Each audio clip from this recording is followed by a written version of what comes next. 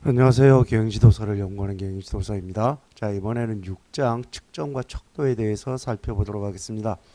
2008년도의 개념적 조작적 정의, 2013년도의 개념적 조작적 중리. 자, 그래서 지금 출제된 지 지금 13년이 지났습니다. 그래서 개념적 조작적 정의, 요것도 좀 준비를 해 두셔야 돼요. 출제된 지 워낙에 시간이 많이 지나서 그렇습니다. 뭐 별로 중요한 개념은 아닙니다. 만약에 이런 문제가 나온다 그러면 뭐 그냥 점수 주려고 이렇게 문제를 출제했다라고 볼 수도 있겠죠.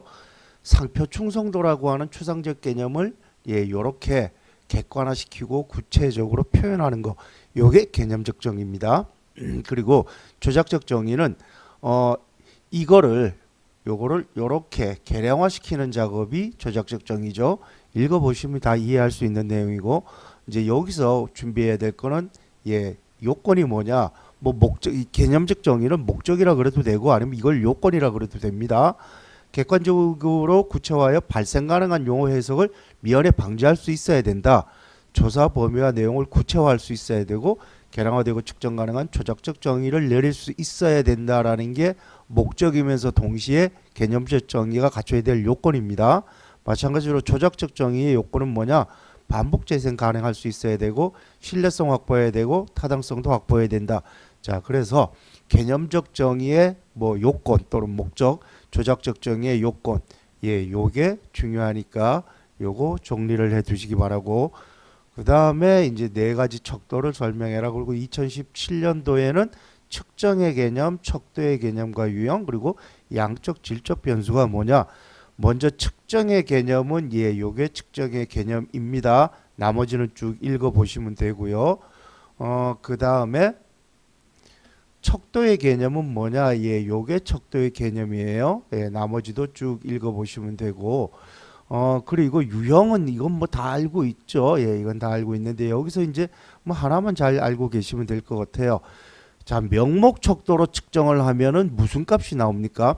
자, 우리가 표본을 통해 가지고 통계량을 구하고 그 통계량을 통해서 통계를 해서 알고자 하는 건 뭐예요? 모집단의 값을 알고 싶어 하는 거죠.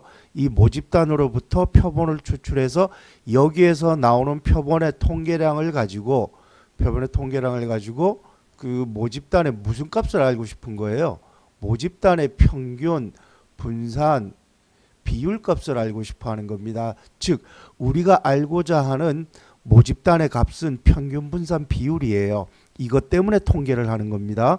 그러면 명목 척도를 통해서 우리가 알 수 있는 값이 뭐예요? 가장 대표적인 게 비율 척도입니다. 맥주를 마셔본 적이 있느냐? 아니요. 마셔본 사람 몇 퍼센트, 안 마셔본 사람 몇 퍼센트, 이렇게 퍼센트가 나오는 게 이게 비율이죠. 따라서 이 명목 척도로 측정을 하면은 모집단의 비율 값을 알 수가 있습니다. 그러면 서열 척도로 측정하면은 뭐가 나와요? 서열 척도로 측정하면은요, 평균 분산 비율이 아무것도 나오는 게 없습니다. 때문에 서열 척도로 측정을 하면 모집단의 평균 분산 비율을 알 수가 없어요. 그래서 서열 척도는 다 비모수 통계에 사용을 합니다.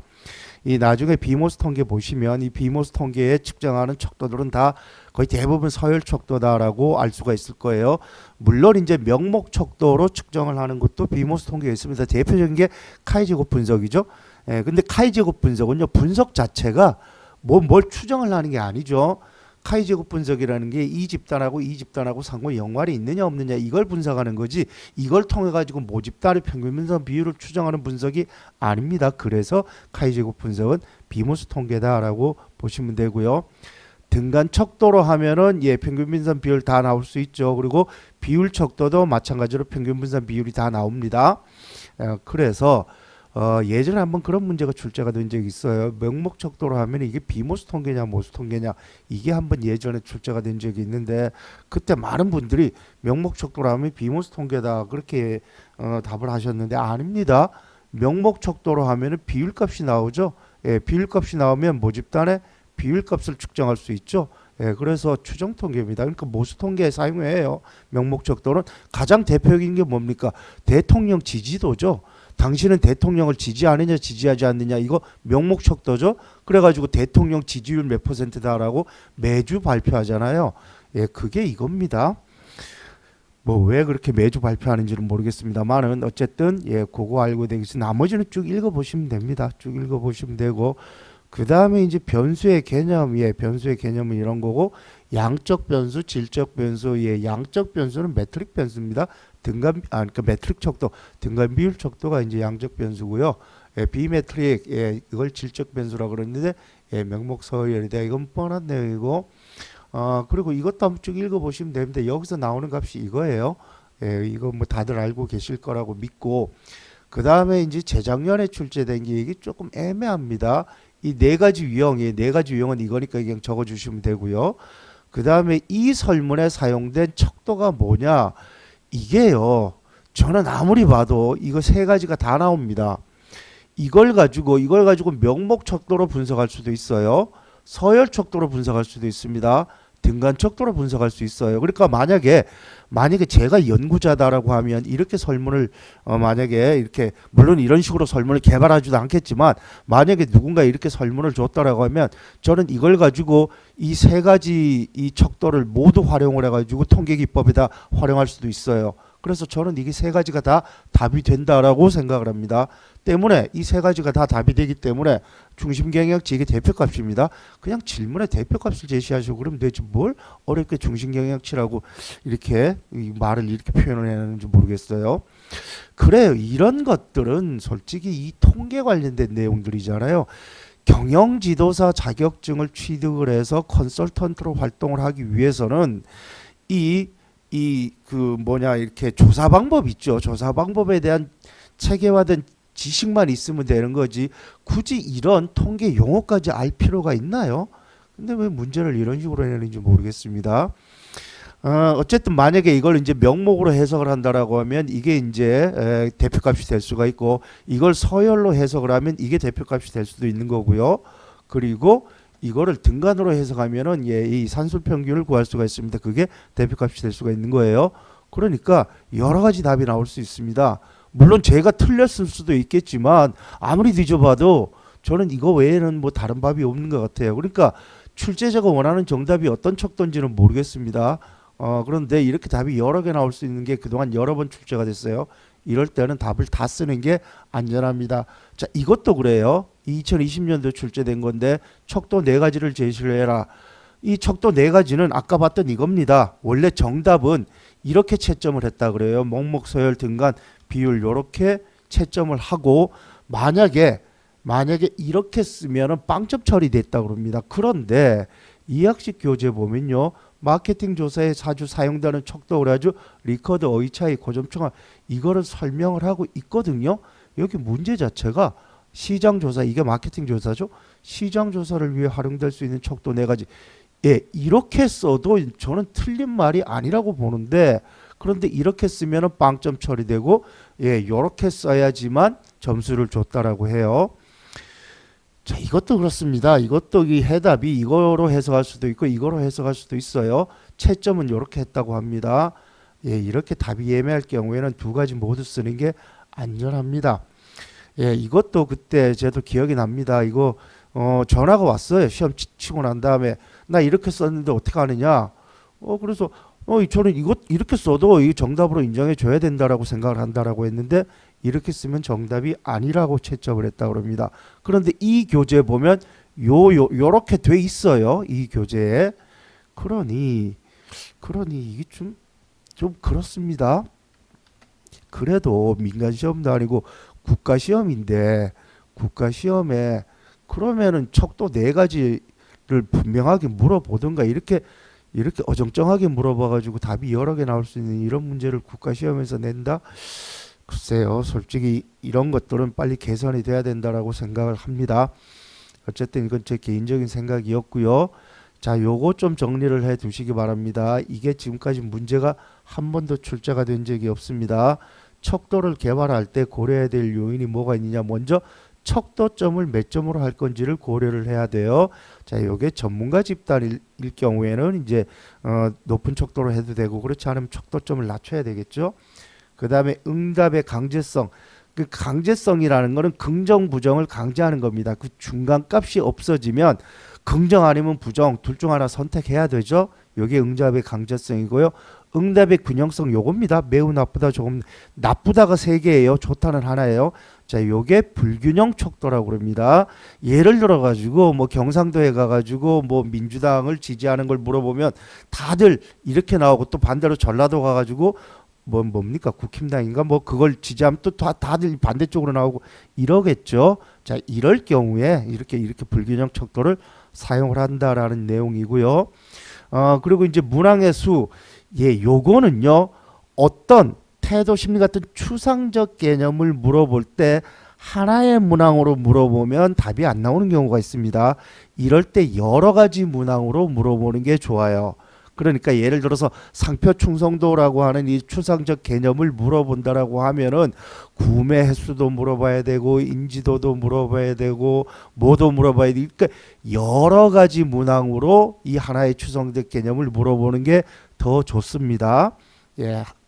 하나로 한두 개로 딸랑 물어보는 것보다 여러 개의 문항으로 물어보는 게 좋아요. 그리고 이 여러 개의 문항이 이거를 잘 추상적 개념을 잘 설명하는 그런 문항이라고 하면 이거 수렴 타당성을 확보를 해야 되겠죠. 그리고 그 수렴 타당성 확보는 확증적 요인 분석으로 분석을 하게 됩니다. 그거 나중에 나옵니다. 어떻게 하는 건지. 그리고 이제 척도의 방향성, 리버스 오더, 뒤집어 놓는 거죠. 섹트 응답을 방지하기 위해서 리커드 척도나 어휘차이 척도에서 척도점의 방향을 뒤집어 놓는 게 척도의 방향성, 즉 리버스 오더라고 얘기를 합니다. 그리고 앵커링이라는 것도 있어요. 척도점을 설명하는 문구라고 그러는데, 이런 표현을 사용을 하게 되면 응답을 회피하는 경우도 있다. 그래서 자, 지금 척도 개발 시 고려해야 될 요는 이게 지금 한 번도 문제가 출제가 된 적이 없습니다.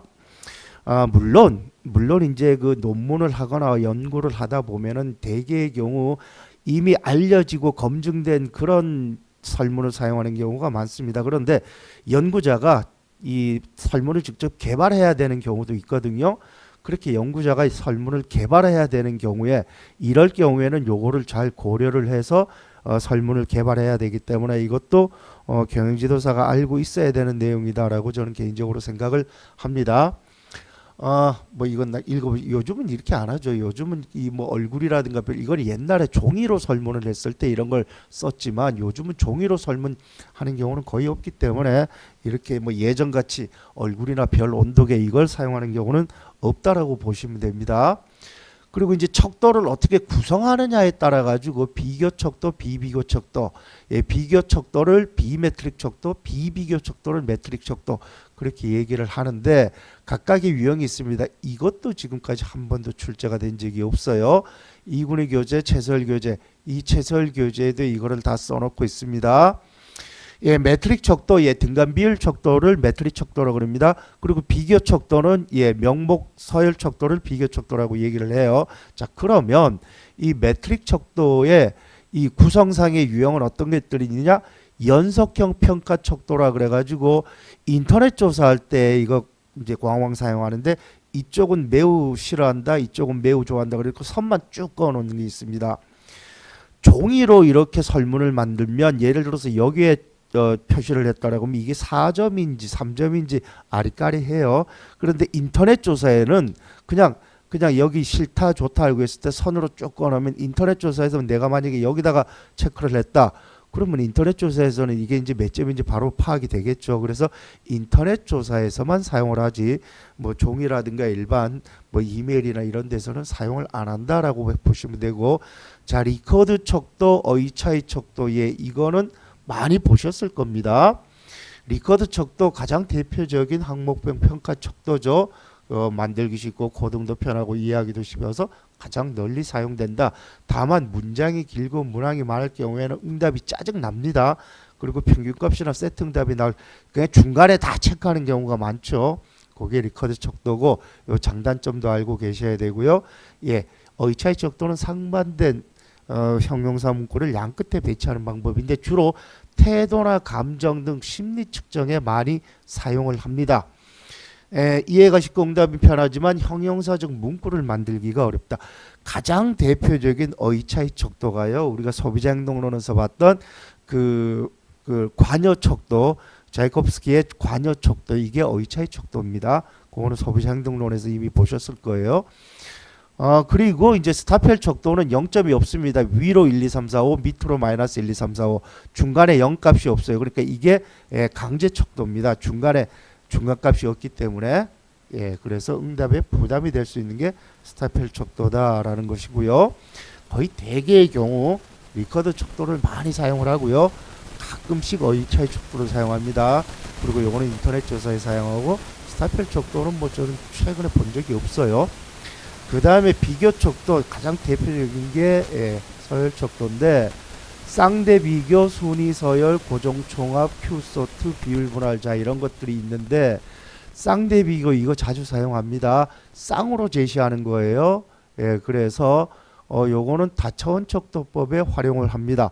다차원 척도법 보면 예를 들어서 뭐 제네시스하고 모닝은 거리가 얼마나 멀다고 생각하느냐, 그리고 뭐 소나타하고 아반떼는 거리가 얼마나 이렇게 두 개씩 쌍을 갖다 놓고 하는 거예요.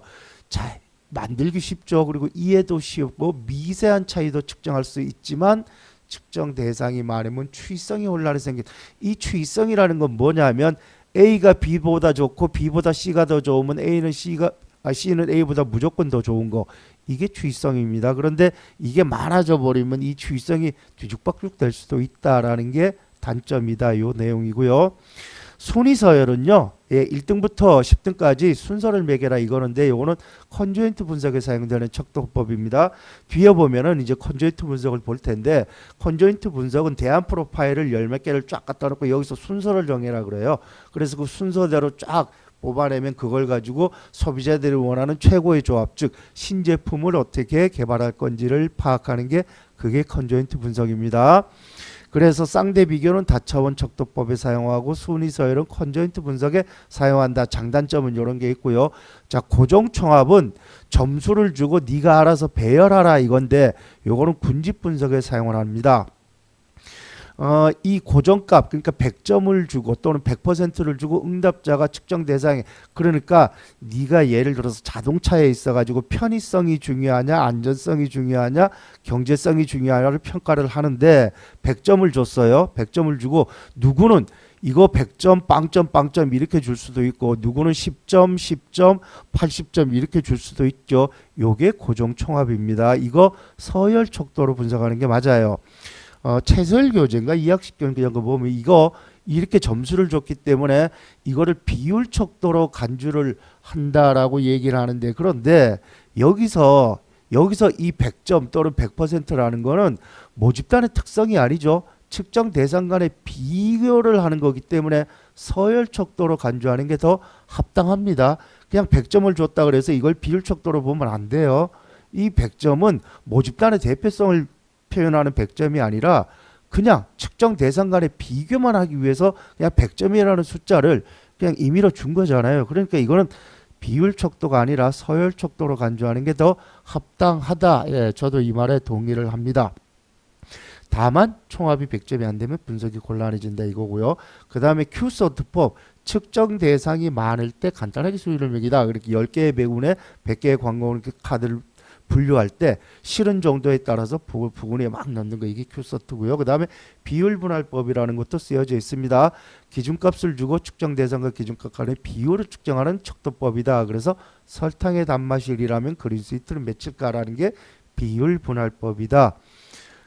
자, 이렇게 해서 이번 시간에는 그 측정과 척도라는 거에 대해서 살펴봤습니다. 문제가 출제가 안 된 게 이게 출제가 안 됐고요. 이것도 출제가 안 됐습니다. 그러니까 이 출제 안 된 부분을 잘 보시면 좋을 것 같아요. 다음 시간에는 이 척도에서의 또 하나 중요한 포커스죠. 신뢰성과 타당성에 대해서 살펴보도록 하시겠습니다.